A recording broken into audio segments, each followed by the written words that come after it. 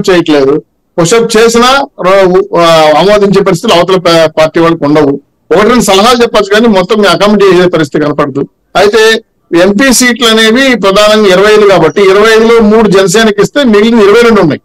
22లో ఏ party వస్తుందా ఎవరితో మాట్లాడతారనే చెప్పాను కాకుండా మళ్ళీ అసెంబ్లీ కూడా పెండింగ్ ఉన్నాయి 57. సో ఈ రెండు ఈక్వలైజ్ చేసుకొని చిన్న డౌట్ అండి నాకు.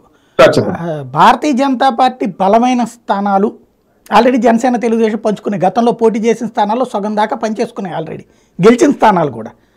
అంటే ఇప్పుడు మీకు మిగతా మీరు అనౌన్స్ చేయనటువంటి 57 స్థానాల్లో దాదాపుగా 90% స్థానాల్లో గతంలో గెలిచిన చరిత్ర లేదు మీకు.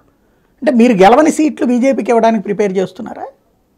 అలా ఏం లేదు సార్, అట్లా ఏం లేదు. వాస్తవంగా ఏంటంటే ఒకవేళ బీజేపీ వాళ్ళు ఎంపీలు అడుగుతారా ఎమ్మెల్యేలు మాకు తెలియదు కదా సార్. అది అడుగుతారని తెలియనప్పుడు కొద్దిగా ఆగి వాళ్ళ సంగతి కూడా తేల్చుకుని కాకుండా ఇప్పుడు ప్రస్తుతం ఏంటంటే తాంబూలాలు ఇచ్చేసాను తనుజా అన్నట్టు మేము 118 అనౌన్స్ చేసేసుకున్నాం, 57 ఖాళీగా ఉన్నాయి.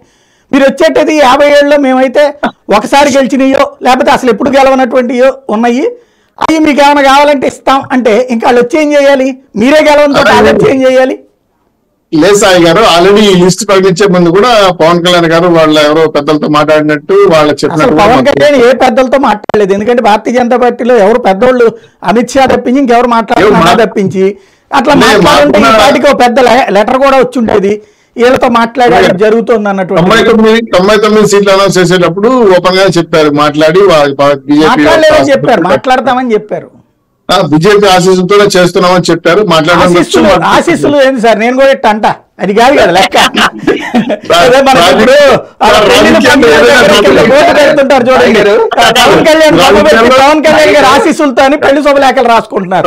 రాజకీయాల్లో ఏదైనా సాధ్యమే, రాజకీయాల్లో ఏది రాజకీయాలు నాకు అర్థం కాదు. ఆశీస్సులు ఏంటి? మనమేనా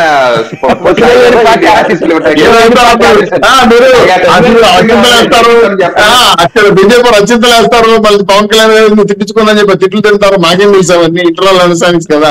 కాబట్టి మేము కోరుకునేది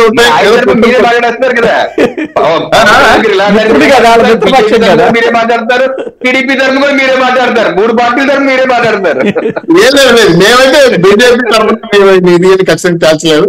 పవన్ కళ్యాణ్ గారు మాట్లాడుతున్నారు, ఆయన ద్వారా వెళ్తున్నాం కాబట్టి బీజేపీ వాళ్ళు వస్తున్నారు అడిగారు, మేము చెప్పట్లేదు, మాకు మీ క్యాలిక్యులేషన్స్ ఏం చెప్పట్లేదు.